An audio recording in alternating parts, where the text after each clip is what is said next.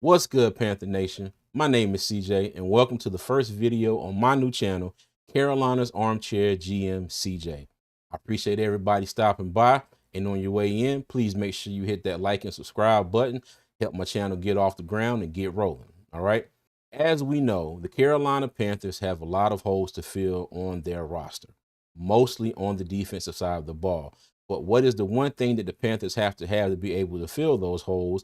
And that is cap space. All right. So, as my first video on the channel, I figured I would start a little series talking about some of the moves that the Panthers can make to free up some cap space to be able to sign free agents, and also to be able to sign our draft picks when they are drafted. All right. Now, the first person on this list is the person that's not going to save us the most cap space, but I do think their situation may be the most intriguing out of all of the people that I will bring to you. All right. And that person is none other than running back Miles Sanders. Okay, let's take a look at Miles Sanders' contract. All right. In 2023, Miles Sanders signed a 4-year, $25.4 million contract, $13 million guaranteed, $5.9 million signing bonus. Okay. So there are roster bonuses due on the third day of the 2025 and 2026 league years. All right.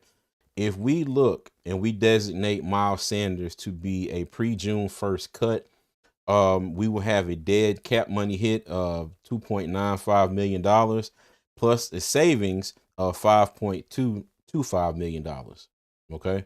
Now that is pre-June 1st, and all of the cap hit for the rest of his contract would come out of this year's. That'd be 2025 dead money. If we were to do a post-June 1st designation, then that cap hit would be cut in half and spread over 2025, 2026, and there will be a 2025 cap savings of $6.7 million. Okay. And like I said, Miles Sanders is not the person who is going to save us the most money if we decide to cut him. All right. But the one thing I think that's intriguing about this is this. Everybody in Panthers Nation has been talking about getting Chuba Hubbard a quote unquote running mate, so we can have that dynamic duo here in Carolina.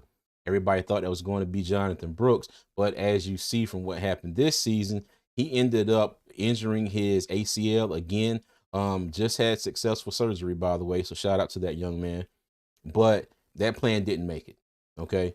So Jonathan Brooks will more than likely be out this entire 2025 season.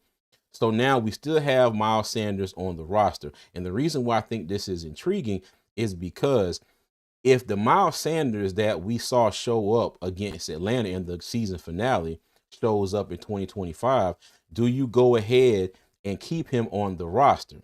All right. Or is the potential $6 million worth of savings enough for the Panthers organization to say, okay, we're going to go ahead and let you go? All right. Now, I bring this to you, Panther Nation, because I want to get your thoughts and your opinions on this.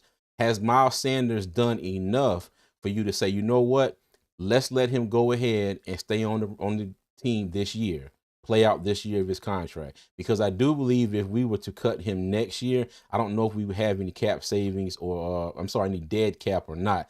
But has he done enough? Has he done enough to convince you to say, you know what? Let's give him another shot.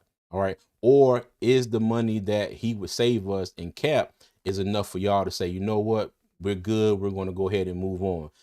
Maybe bring in another running back in free agency, or deal with some of the backs that we already have. We still have Raheem Blackshear, who I think is an unrestricted free agent, if I'm not mistaken. I might be, but we could bring him back. We also have Mike Boone, who we can bring back.